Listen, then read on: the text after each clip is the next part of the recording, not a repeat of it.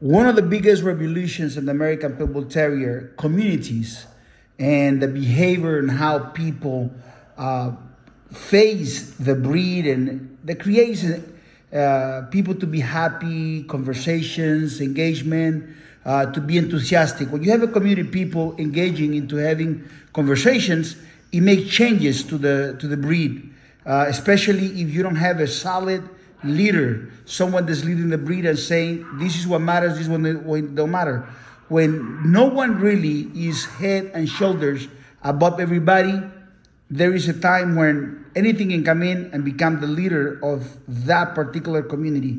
So there was a change. I remember when I got into dogs back in 1990, by the time I was looking at computers, 1993, 94, 95, there was books of pedigrees and people loved them to look at them and stuff like that. But the revolution that really changed everything, and it gave the facility, gave a benefit for you to be able to see electronically your pedigree of your dog, came in the late 1990s. Sadly, and I'm not really ashamed of it because I wasn't really the pilot of it, but I did help these guys. They started the project of Pedigrees Online. They asked me for free assistance, and it was the Vasquez brothers.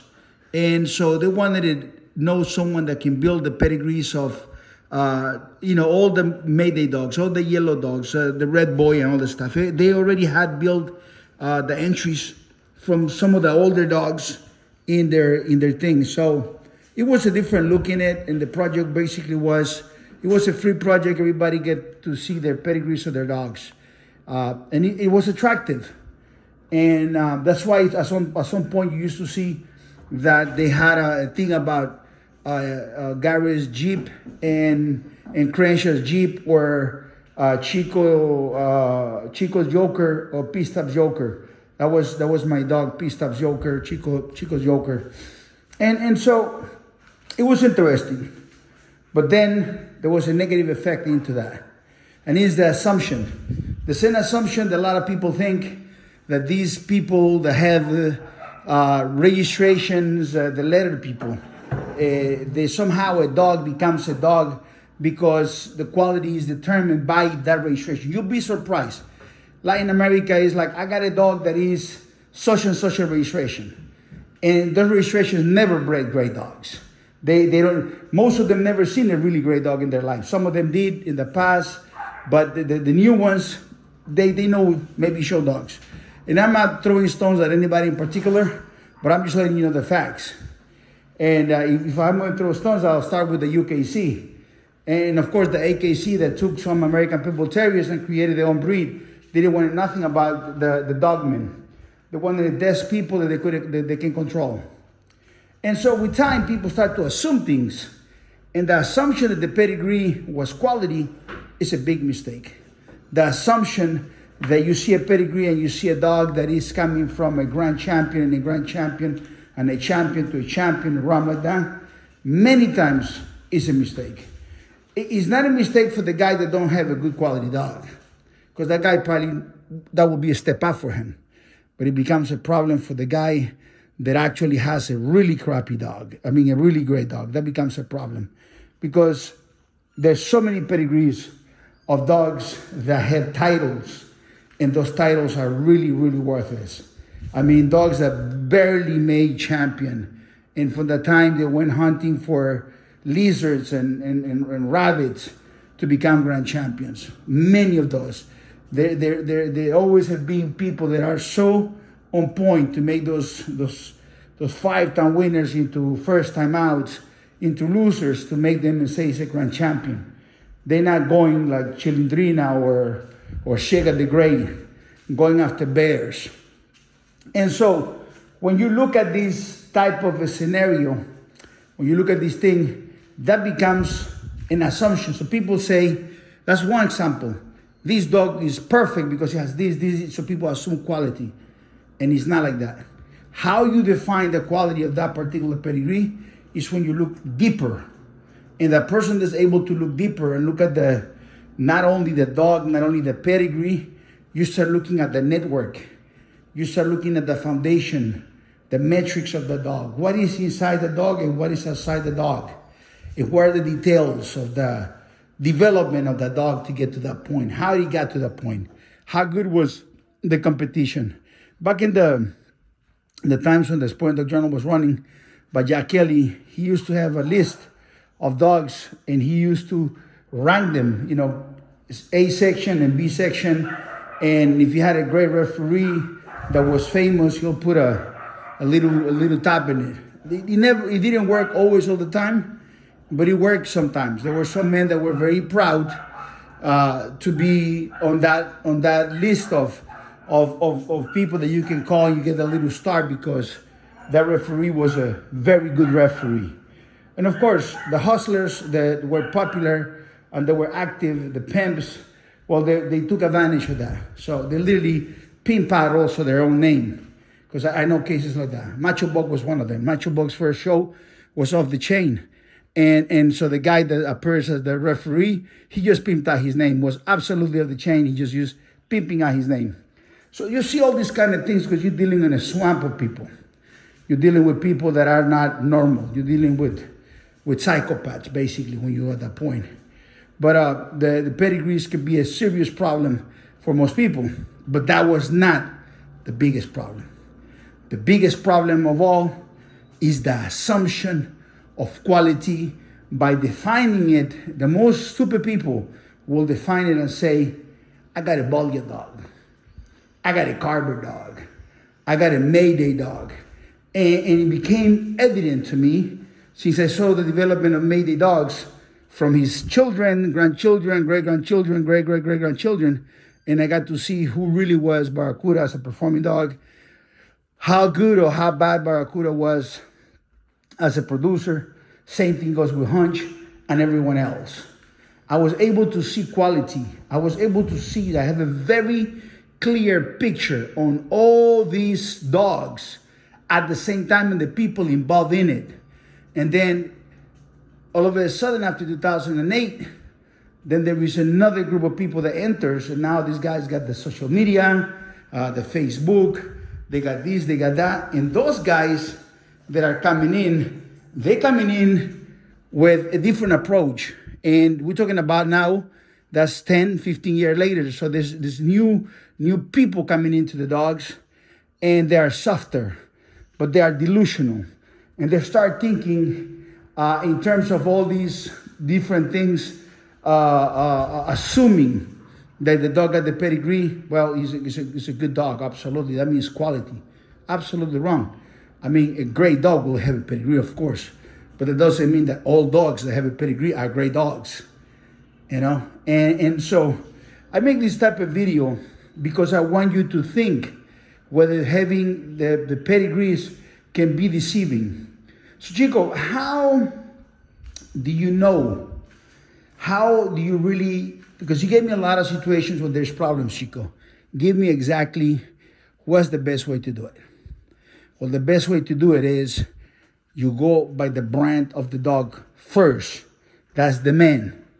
You find that man that had tremendous success with one line of dogs, not 20.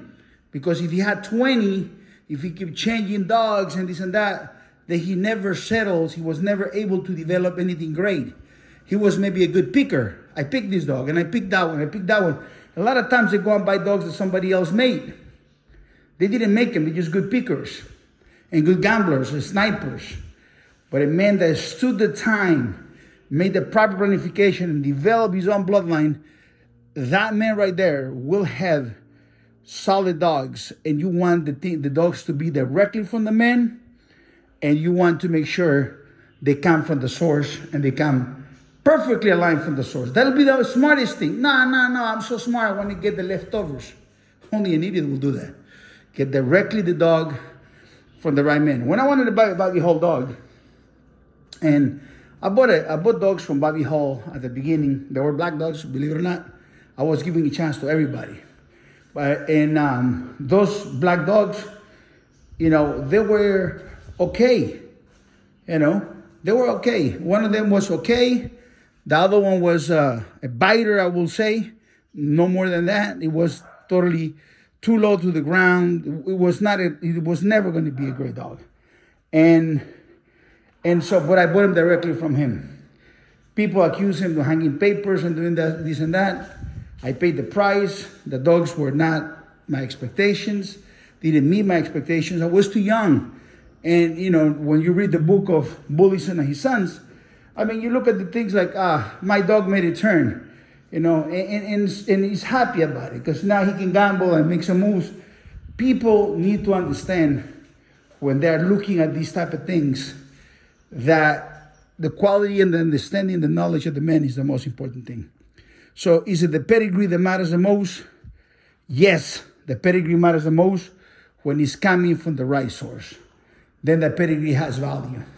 And that's how everything is in life. And I hope this video added value to you when you're looking at your dog and when you're looking to get your next dog. Make sure that the pedigree makes sense after the man you're getting the dog from makes sense. Because if you're buying a dog from a crappy man because the pedigree makes sense to you rather than the man, that's a big mistake. That is a big mistake because now you're dealing with a filler guy and a pedigree full of filler dogs. And for that, you have to watch my video about the filler dog. Just filler guys, just guys that hang around the neighborhood. And now you're not going from a serious operation of having a great dog into a neighborhood, a scattered quality men. A scattered quality men. Then there's the other delusionals that believe, you know, every outcross is a battle outcross. They put a name to sell that idea, battle cross. Most outcross don't work. Most outcrosses don't work. And you learning pedigrees, studying books, watching videos, and reading magazines does not make you an expert. As a matter of fact, I didn't become the expert because I was reading magazines or reading books or anything like that. And on the time of discovery of the breed, I did that for a little bit, but then I went into what matters the most. Selecting what matters the most is exactly what the guys that are smart do. Have curiosity to discover what is that you need about a dog. And the pedigree is absolutely important. And I'd rather have a dog that has a great pedigree when it comes from the right family, that belongs to the right man, that has the right individuals. And with that thought right there, I'm going to close this video. I want you to understand this. What matters the most is having the right dog with the right pedigree from the right man who owns and develops the right individuals. Not all Mayday dogs are equal. As a matter of fact, just like many bloodlines, most of them are crappy. I wouldn't take them I wouldn't feed them even if you pay me. So now with this, you students of the breed, the new guys coming into the breed, can start to understand and don't make the mistakes of all the people that make before, okay? God bless you. Take care, Chico Lopez. You can always find me at chicolopez.com. I suggest you to study those links and really understand the dogs. Stay away from dog fighters. Stay away from dog hustlers. There is 2023 when I'm making this video. There's absolutely no future for you guys fighting dogs. There's absolutely nothing in that. The best thing you could do is have a great dog and enjoy all the qualities that have been developed in the dog with your children, with your family. Become a businessman, go to college, go to school, become a great man, become a great father. That's the best. Do not hang around with dog fighters. All of them are snakes. All of them are scumbags, and they will absolutely try to destroy you. The nicest dog fighter is a snake in the grass. The nicest guy is a snake in the grass. Stay away from them. Stay away from the dog forward.